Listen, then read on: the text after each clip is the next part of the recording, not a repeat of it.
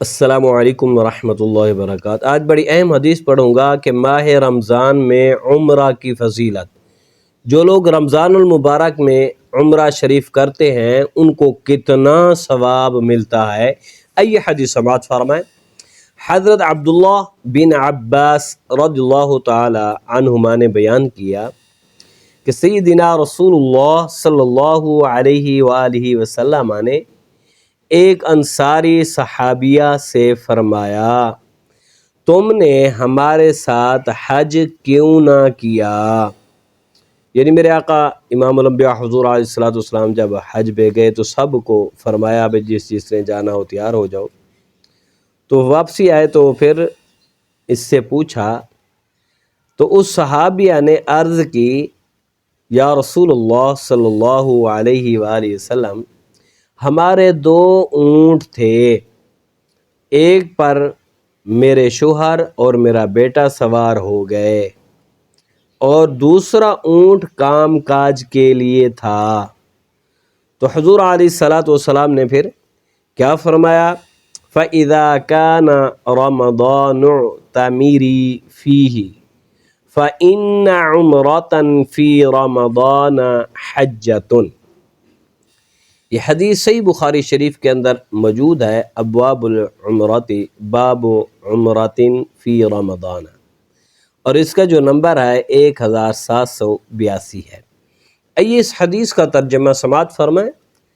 رسول اللہ صلی اللہ علیہ وآلہ وسلم نے ارشاد فرمایا، جب رمضان کا مہینہ آئے تو اس میں عمرہ کرنا۔ اب ہمارے ساتھ تو تم نے حج نہیں کیا، لیکن رمضان المبارک میں ضرور جا کر عمرہ کرنا، اس لیے کہ یقیناً ماہ رمضان میں عمرے کا ثواب حج کی طرح ہے۔ اب میرے آقا کے اس فرمان کے مطابق جو رمضان المبارک میں عمرہ کرتے ہیں تو ان کو حج کے برابر ثواب ملتا ہے، لیکن ایک بات یاد رکھنا، جو فرضی حج ہے وہ ادا نہیں ہوتا، اس کو ضرور پھر ادا کرنا پڑتا ہے، حج کرنا پڑتا ہے۔ اس حدیث مبارک میں ماہ رمضان میں عمرہ کی فضیلت بیان ہوئی کہ اس عظیم مہینے میں عمرہ کرنے والوں کو حج کے برابر ثواب ملتا ہے۔ سبحان اللہ۔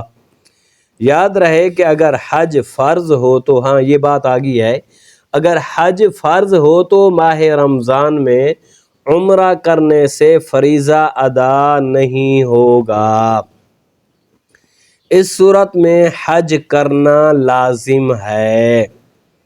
ارشاد نبوی سے ثابت ہوا کہ مکان یا زمان کی عظمت زیادہ ہو تو عمل کا ثواب بڑھ جاتا ہے۔ تو دعا ہے اللہ تعالی ہم سب کو رمضان المبارک میں عمرہ کی سعادت نصیب فرمائے، اور اللہ پاک ہم سب پر اپنا خصوصی فضل و کرم فرمائے، اور بار بار حج اور عمرہ کی سعادت نصیب فرمائے۔ اللہ پاک ہم سب پر اپنا خصوصی فضل